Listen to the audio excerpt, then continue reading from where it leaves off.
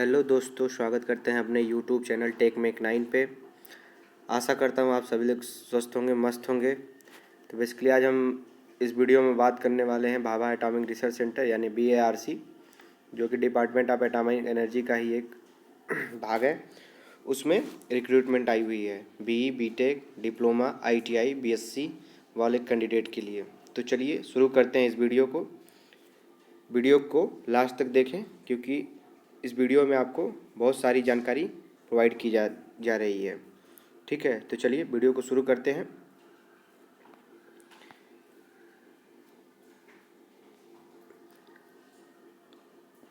तो सबसे पहले मैं बात कर लेता हूँ कब से इसका ऑनलाइन एप्लीकेशन स्टार्ट होगा।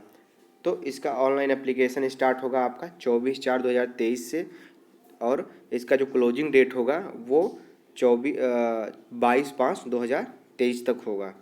ठीक है, तो बात कर लेते हैं अब इसके विभिन्न पोस्टों में, जो भी डिफरेंट टाइप के पोस्ट हैं, किसके लिए कौन सी पोस्ट आई हुई है, कौन सी पोस्ट BE BTech के लिए है, कौन सी पोस्ट डिप्लोमा होल्डर के लिए है, कौन सी पोस्ट ITI होल्डर और कौन सी पोस्ट BSc होल्डर के लिए है।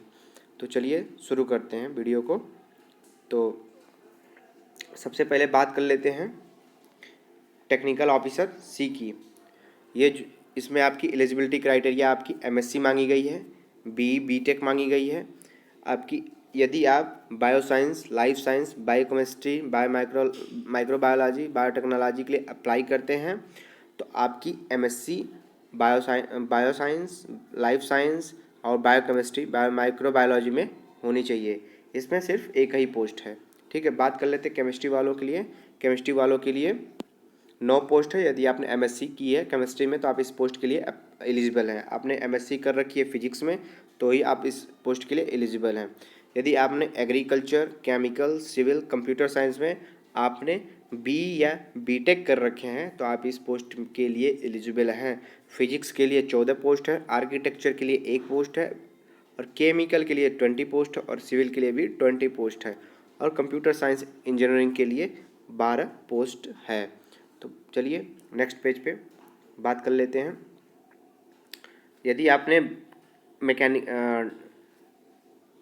आपने ड्रिलिंग में BE BTech मैकेनिकल में या मैकेनिकल या ड्रिलिंग में BE BTech कर रखी है तो आप इस पोस्ट के लिए एलिजिबल हैं। या आप मैकेनिकल में BE BTech किए हों या आपने ड्रिलिंग में BE BTech किए हैं तो इस पोस्ट के लिए एलिजिबल है। इसमें 8 पोस्ट है। यदि आपने इलेक्ट्रिकल, इलेक्ट्रॉनिक्स, इंस्ट्रूमेंटेशन, मैकेनिकल और मेटलर्जी, माइनिंग में आपने BE या BTech कर रखी है तो आप इस पोस्ट के लिए एलिजिबल हैं। इलेक्ट्रिकल के लिए 23 पोस्ट है, इलेक्ट्रॉनिक्स के लिए 15 पोस्ट है, इंस्ट्रूमेंटेशन के लिए 8 पोस्ट है, मैकेनिकल के लिए 44 पोस्ट है, और मेटलर्जी के लिए 3 पोस्ट है। तो इस पोस्ट के लिए आप यदि BTech या BE आपने रेवेलेंट डिसिप्लिन में कर रखी है तो ही आप इस पोस्ट के लिए एलिजिबल हैं।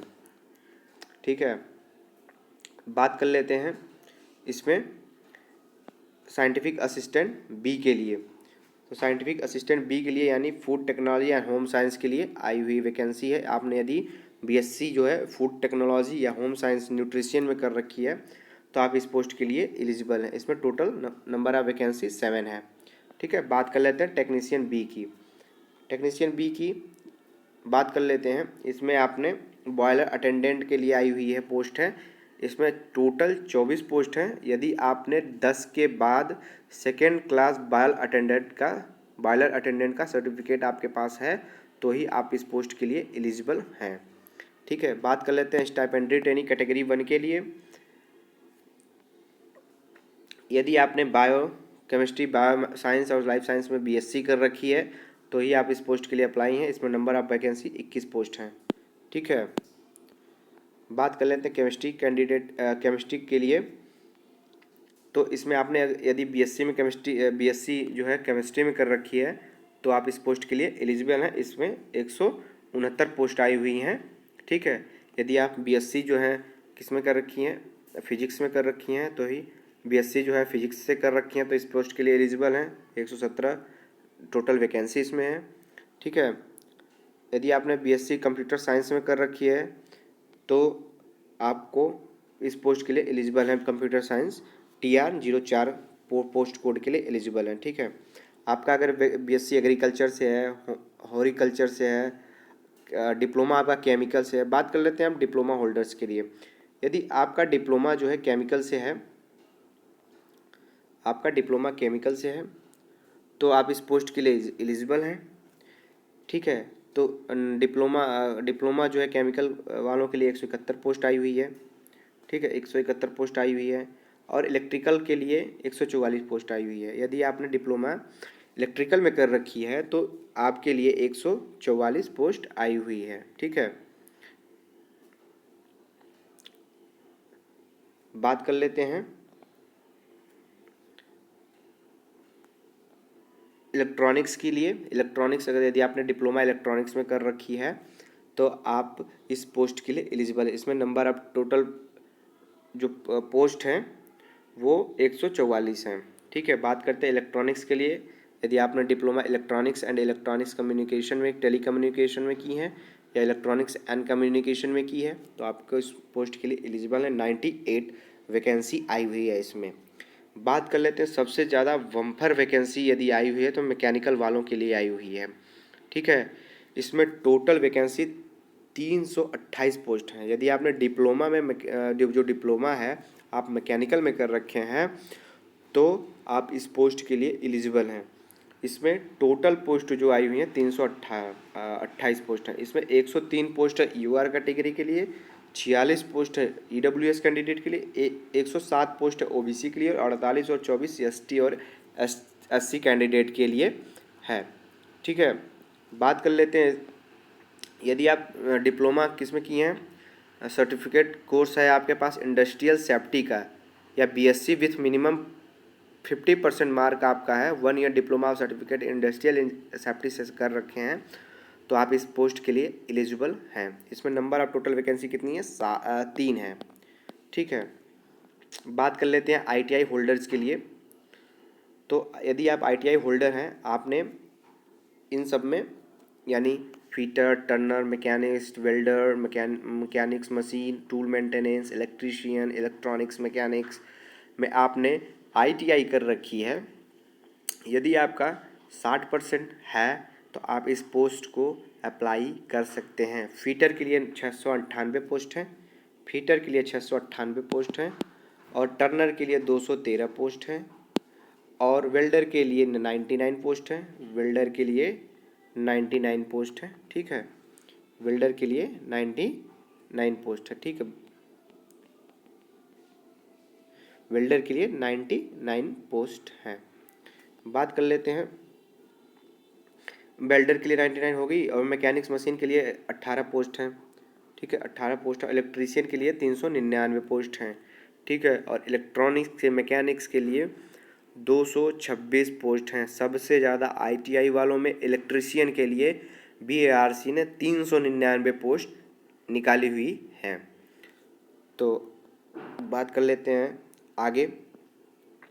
यदि आपका आईटीआई इंस्ट्रूमेंट मैकेनिक्स में है या रेफ्रिजरेटर एयर कंडीशनिंग में है, ड्राफ्टमैन मैकेनिकल में है, ड्राफ्टमैन सिविल में है, मासोन में है, प्लम्बर में है, कारपेंटर में है, मोटर मैकेनिक्स में है, डीजल मैकेनिक्स में, प्लांट ऑपरेटर में है तो आप इस पोस्ट के लिए एलिजिबल हैं। आप इस पोस्ट के लिए अप्लाई कर सकते हैं। लैबोरेटरी के लिए, डेंटल टेक्नीशियन के लिए, डेंटल टेक्नीशियन मैकेनिक्स के लिए आपने कर रखी है तो आप इस पोस्ट के लिए एलिजिबल हैं। ठीक है, बात कर लेते हैं इसके एज क्राइटेरिया की, जो कि इस बार बीएआरसी ने बहुत ही इतनी तो पोस्ट दे दी है लेकिन जो एज क्राइटेरिया है उसको कम कर दी है। ठीक है, बहुत से सारे कैंडिडेट ऐसे होंगे जो एज की वजह से इस फॉर्म को अप्लाई ना कर सकते हों, कर पाएँ। तो बात कर लेते हैं इसके एज लिमिट के बारे में। ठीक है, इसमें अगर आप टेक्निकल ऑफिसर्स के लिए अप्लाई कर सकते हैं तो आपकी मिनिमम एज 18 होनी चाहिए और मैक्सिमम एज 25 होनी चाहिए। आपका डेट ऑफ बर्थ 23/5/2000 और 1988 से के बाद की होनी चाहिए और 22/5/2005 के पहले की होनी चाहिए। बात कर लेते हैं साइंटिफिक असिस्टेंट बी के लिए, तो आपकी डेट 23/5/1993 के बाद की होनी चाहिए और 25 05/2005 के पहले की होनी चाहिए। बात कर लेते हैं टेक्नीशियन बी के लिए।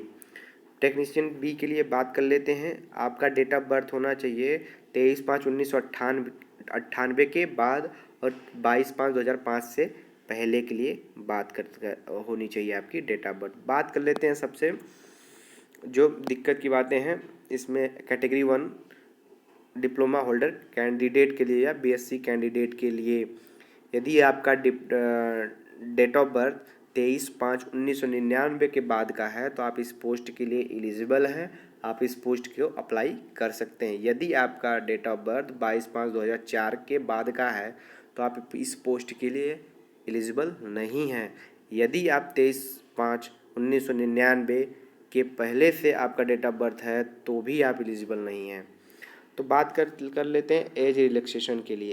एज रिलैक्सेशन किसके लिए कितनी एज रिलैक्सेशन मिल रही है बात कर लेते हैं। ओबीसी कैंडिडेट के लिए आपके नॉर्मल एज से आपके एंड एज से आपको 3 ईयर एक्स्ट्रा मिल रहा है। ठीक है। बात कर लेते हैं एसटी एससी कैंडिडेट के लिए आपको नॉर्मल आपके एंड एज से आपको 5 ईयर दिया जा रहा है age relaxation. PW BD candidate जो कि अनरिजर्व्ड कैंडिडेट कैटेगरी के हैं वो 10 ईयर आपको एज रिलैक्सेशन मिल रहा है। पीडब्ल्यू बीडी कैंडिडेट जो ओबीसी के हैं उनको 13 year, PW BD ST SC के हैं वो 13 ईयर, एक्स सर्विसमैन के लिए 15 ईयर आपको एज रिलैक्सेशन मिल रहा है। ठीक है। बात कर लेते हैं आपको सिलेक्शन प्रोसेस की जो कि बीएआरसी का एक ही रूल होता है। आपका सिलेक्शन प्रोसेस किसके बेस पे होगा? इंटरव्यू के बेस पे होगा। ठीक है। इंटरव्यू के बेस पे ये आपका फाइनल सिलेक्शन होगा। आपके टेस्ट का नंबर का कोई वैल्यू नहीं होता बीएआरसी करती है। आपको सिर्फ टेस्ट आपको जितनी भी कट ऑफ जाएगी उसको क्वालिफाई करना पड़ता है। आप क्वालिफाई कर लेंगे आपको डायरेक्ट आपका जितना जैसा परफॉर्मेंस होगा इंटरव्यू में उस हिसाब से आपको सिलेक्शन बीएआरसी देती है। सेम वही diploma holder BSc holder candidate के लिए भी अप्लाई होता है। ठीक है। तो वीडियो अगर पसंद आई हो तो वीडियो को ज़रूर से ज़रूर शेयर करें अपने दोस्तों के साथ ताकि जो अधिक से अधिक लोगों के साथ पहुंच सके, अधिक से अधिक लोग इस लोग भर्ती के बारे में जानें, इसको अप्लाई करें। ठीक है। एग्ज़ाम दें, नौकरी पाएँ। वीडियो अच्छी लगी हो तो वीडियो को लाइक सब्सक्राइब भी ज़रूर करें। थैंक यू, धन्यवाद।